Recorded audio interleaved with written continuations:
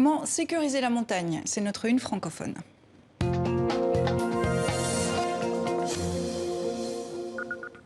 Marc Batter, bonsoir.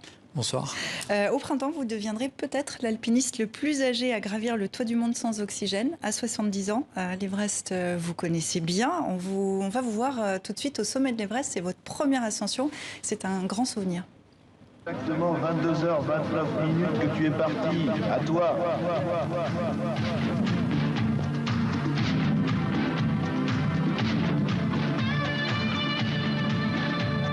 Perdre des doigts, des orteils, le nez, vous y retournez. Être alpiniste, c'est être un peu masochiste. Oui, quelque part. Il faut aimer le goût du risque, effectivement.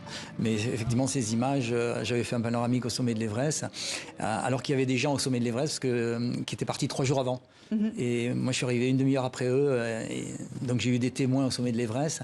Mais j'avais prévu, au cas où je sois tout seul, j'avais prévu cette image panoramique. Oui, donc vous êtes l'inventeur du selfie, mais ce n'est pas pour ça que vous êtes ici.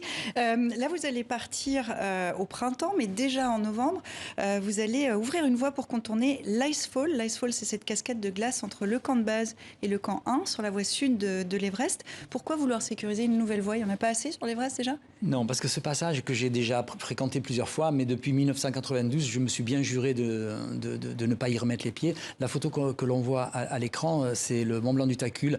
J'ai eu l'idée de vous présenter cette photo parce que justement, c'est une photo qui a été prise cet été à Chamonix. C'est un endroit où passent beaucoup de gens et on peut voir sur cette photo une trace à 2-3 heures près. Dans cette avalanche, il aurait pu y avoir 40 ou 50 morts. Et il y a déjà eu beaucoup de victimes. Et pour en revenir à l'Everest, eh bien, la cascade de glace où il y a eu en 2014 16 Sherpas qui ont été tués d'un seul coup. Et souvent, il y a 2-3 morts à chaque fois. Donc, c'est un endroit extrêmement dangereux. Et moi, je n'y reviendrai plus jamais. Mais par contre, j'avais une intuition comme quoi on pouvait éviter ce passage.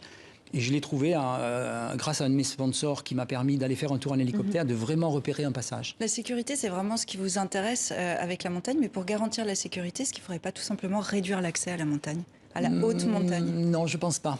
Il faut progresser sur le comportement et notamment, justement, avec l'aide de Denis Auro, qui est le créateur et l'ancien directeur du Vendée Globe, qui aime la montagne. Et on fait un projet en ce moment avec la ville d'Albertville, qui sera l'événement l'année prochaine avec le campus des métiers de la montagne à Albertville. Le premier rassemblement international sur la sécurité de la très haute montagne. Réunir un maximum de pays qui ont les sommets, en particulier de plus de 5000 mètres d'altitude, pour parler de la sécurité, parce qu'il y a beaucoup trop d'accidents de professionnels et d'amateurs. Et la fréquentation, non. On va regarder une autre photo que vous nous avez fournie. C'est une photo de l'Everest également. Et on voit des files d'alpinistes à la queue leu-leu. On est quand même au sommet de l'Everest. Ça devrait être réservé à des gens extrêmement formés. Ah, voilà. Vous dénoncez-vous une machine Afrique. Donc oui, c'est ce que j'avais dit notamment dans un article dans Le Monde. Il y avait un de vos confrères dans Le Monde qui m'avait fait un très bel article suite à une catastrophe qui a eu lieu dans cette cascade. Imaginez cette photo que vous voyez dans cette cascade de glace. Il y a une secousse sismique à ce moment-là. Eh bien, en 2014, il y a eu 16 Sherpas qui sont morts, mais imaginez que là, c'est 50 ou 60 personnes qui vont mourir d'un seul coup. Et cet Icefall... Pourquoi il y a 50-60 personnes en même temps à cet endroit-là qui est dangereux? Justement, l'Everest est venu un peu comme le Mont Blanc, une montagne Afrique. Il y a du business, il y a beaucoup... ça fait travailler des professionnels, ce qui a un côté positif, mais seulement il y a une démesure au niveau du business. Et ce qui fait qu'on arrive à avoir certaines aberrations. Vous évoquez ce sommet sur la sécurité. Est-ce que les problématiques sont toutes les mêmes si on est au Népal, au Kenya, en Colombie? Oui, il y a toujours des problématiques un peu similaires, mais justement qui seront débattues à ce premier rassemblement international qu'on va faire, qu'on a appelé le SICHA, à Albertville l'année prochaine, qui sera l'événement pour marquer le 30e anniversaire des JO. La montagne est la même partout, c'est ce que vous nous dites, mais la montagne change aussi. Il y a les effets du réchauffement climatique, l'environnement a un impact sur les glaciers, etc.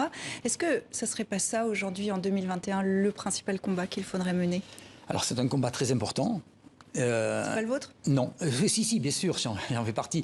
Moi, ce qui m'intéresse dans ce que je fais maintenant, c'est travailler sur un complément de formation, d'anticipation des risques J'ai eu la chance dans ma carrière d'avoir été invité par des grandes entreprises pour parler de la sécurité.